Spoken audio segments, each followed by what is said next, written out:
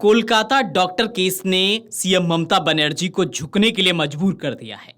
खुद को iron lady समझने वाली ममता बनर्जी फाइनली अब झुकने के लिए तैयार हो गई हैं। सीएम ने रेप और मर्डर केस में लीपापोती करने वाले कोलकाता के पुलिस कमिश्नर विनीत गोयल और डिप्टी कमिश्नर नॉर्थ समेत 4 अफसरों को हटा दिया है। एक्शन के दायरे वालों में स्वास्थ्य विभाग से जुड़े 2 अफसर भी शामिल हैं। सीएम के इस फैसले का प्रदर्शनकारी जूनियर डॉक्टरों ने स्वागत किया है। हालांकि उन्होंने धरना वापस नहीं लिया है। जूनियर डॉक्टर्स का कहना है कि जब तक वादे पूरे नहीं किए जाते, हम यहां स्वास्थ्य विभाग मुख्यालय पर हड़ताल और प्रदर्शन जारी रखेंगे।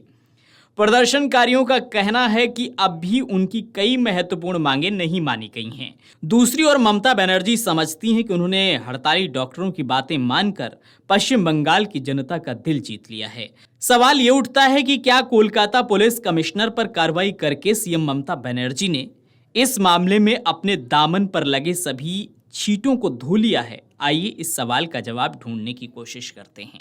कोलकाता रेप केस में सीपी को हटाने के बावजूद ममता बनर्जी का ऐसे आरोपों से पीछा नहीं छूटेगा कि उन्होंने सीपी विनीत गोयल को बचाने के लिए एड़ी चोटी का जोर लगाया, पर हड़ताली डॉक्टर अड़े रहे। यही नहीं, इससे पहले आरजीकर के प्रिंसिपल को भी बचाने की कोशिश सीएम की ओर से हुई। घटना के तुरंत बाद उन्हें दूसरे कॉलेज की जिम्मेदारी देकर उन्हें बचने के लिए सेफ मैसेज दिया गया, जबकि सीबीआई ने उन पर भ्रष्टाचार के साथ रेप और हत्याकांड के सबूत मिटाने का भी मामला दर्ज कराया। जाहिर है कि सीपी को भी बचाने की कोशिश हुई। सरकार को उन पर भी सबूत मिटाने का मामला दर्ज करना चाहिए था।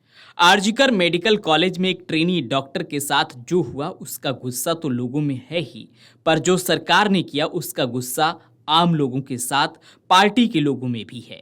हो सकता है कि बहुत से लोग पार्टी के खिलाफ खुलकर मुखर नहीं हो पा रहे हैं, पर ममता बनर्जी के खिलाफ पार्टी के अंदर उबाल तो है ही।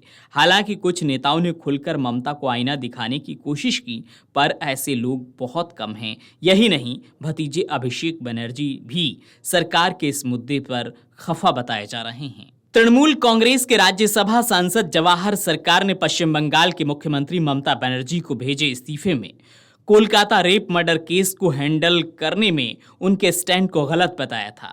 ध्यान देने वाली बात यह है कि ममता बनर्जी ने खुद फोन करके जवाहर सरकार को मनाने की कोशिश की, लेकिन वो टीएमसी छोड़ देने के अपने फैसले पर अडिग थे। जवाहर सरकार को लग रहा था कि पश्चिम बंगाल के मुख्यमंत्री पुरानी ममता बनर्जी की तरह ही कोलकाता रेप मर्डर केस में एक्शन लेंगी, लेकिन एक तो कोई ठोस कदम नहीं उठाया गया, दूसरे जो भी कदम उठाए बहुत देर से उठाए गए। कोलकाता रेप मर्डर केस को लेकर जवाहर सरकार से पहले भी टीएमसी के कई नेता आवाज उठा चुके हैं। ऐसे पहले नेता तो अभिषेक बनर्जी ही थे।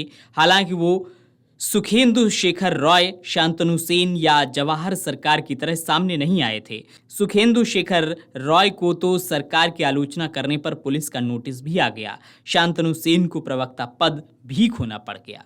तो इस तरह से ममता बनर्जी ने अपने ऊपर लगे दाग को धोने की भले ही कोशिश की है, लेकिन पार्टी के भीतर भी उनके खिलाफ आवाज़ मुखर हो रही है और साथ ही साथ और भी कई चीज़ें हैं जिससे बंगाल में ममता बनर्जी को निपटना है। Video desk अमरउजाला.com।